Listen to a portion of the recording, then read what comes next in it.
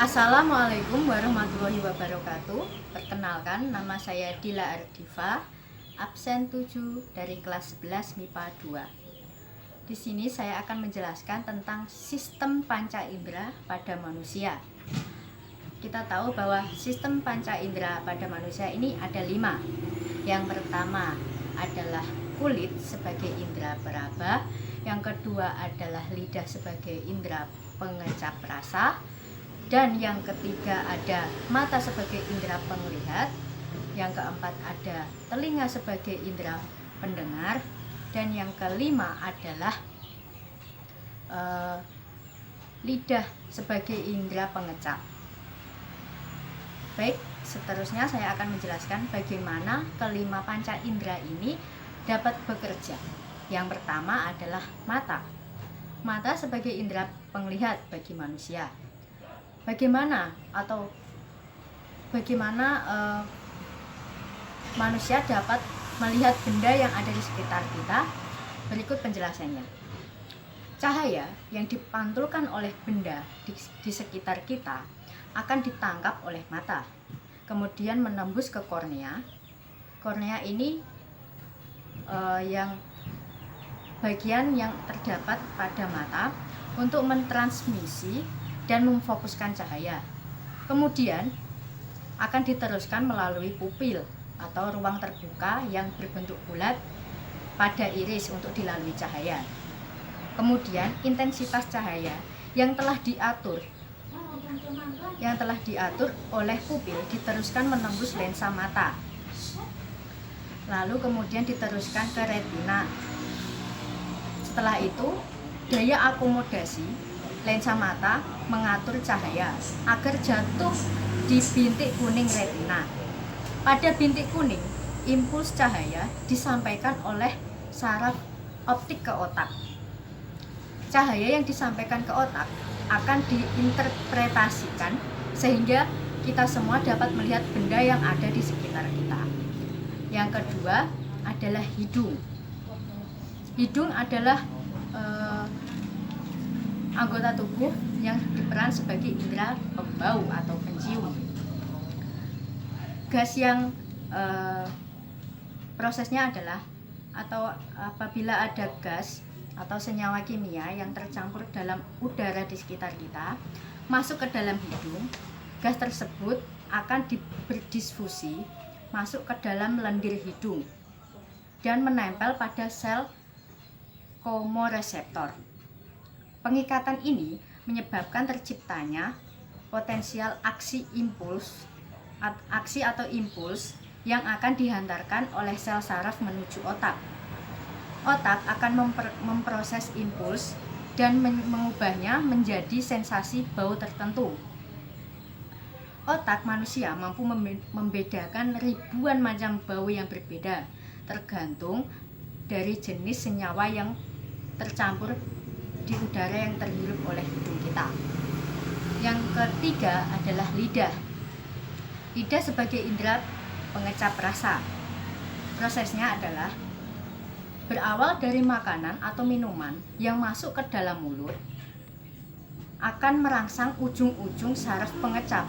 Oleh saraf pengecap, rangsangan ini diteruskan ke pusat saraf pengecap yang ada di otak. Dan otak akan menanggapi rangsangan tersebut sehingga kita dapat merasakan rasa suatu jenis makanan atau minuman. Lidah dapat mengecap berbagai macam rasa. Yang pertama, rasa manis dapat dicap di lidah bagian ujungnya. Yang kedua adalah rasa asin dapat dirasakan di lidah di bagian samping. Yang ketiga adalah asam atau masam dapat dirasakan di lidah bagian samping juga, namun agak menjorok ke dalam atau agak ke pangkal lidah. Yang keempat adalah rasa pahit dapat dirasakan di bagian pangkal lidah. Yang keempat ada telinga. Bagaimana proses kita dapat mendengar suara di sekitar kita? Prosesnya pertama kali bunyi masuk ke lubang telinga atau liang telinga, menyebabkan gendang telinga bergetar. Gendang telinga bergetar karena bunyi getaran. Bunyi bergetar melalui osikula ke rumah siput. Getaran bunyi menyebabkan sel siput melengkung. Sel siput menciptakan sinyal saraf yang kemudian ditangkap oleh saraf auditori. Sel rambut pada salah satu ujung rumah siput mengirimkan informasi bunyi nada rendah. Kemudian rumah siput yang lainnya akan menginformasikan bunyi nada tinggi. Dan saraf audiotori mengirim sinyal ke otak, di mana sinyal dapat diartikan atau dapat diartikan oleh otak bahwa itu sebagai bunyi. Yang kelima adalah kulit. Pada saat bagian tubuh kita menyentuh suatu benda atau merasakan suatu benda, akan dapat tahu ini rasa panas, dingin, ataupun tekanan. Rangsangan tersebut akan diterima oleh sel reseptor kulit dan diteruskan ke bagian otak. Sel reseptor dibantu oleh urat saraf untuk mengirim rangsangannya menuju otak.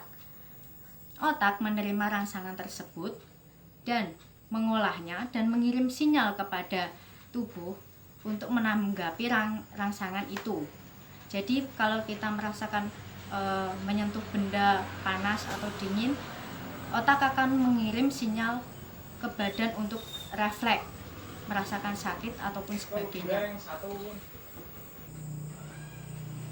Kelainan indera penglihatan. Yang pertama adalah miopia atau rabun jauh.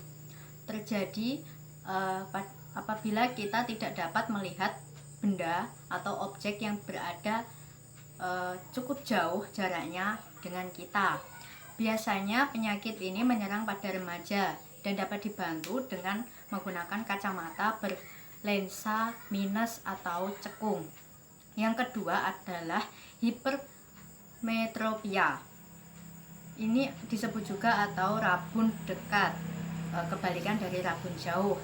Jadi tidak bisa melihat objek benda yang berada sangat dekat dengan kita, dan biasanya dibantu dengan kacamata berlensa cembung. Yang ketiga adalah rabun senja. Rabun senja ini keadaan di mana kita tidak dapat melihat atau penglihatan kita ini rabun di saat atau di waktu senja atau di sore hari. Yang keempat adalah prebiopia atau tidak dapat melihat dalam objek dalam keadaan objek tersebut terlalu jauh maupun terlalu dekat dengan kita.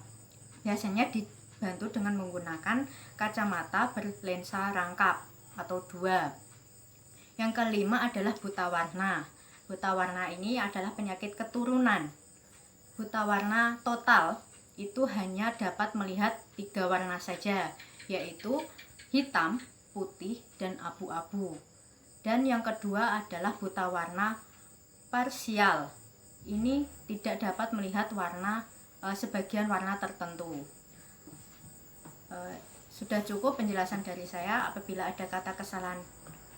ada kesalahan dalam pengucapan saya, mohon dimaklumi dan dimaafkan.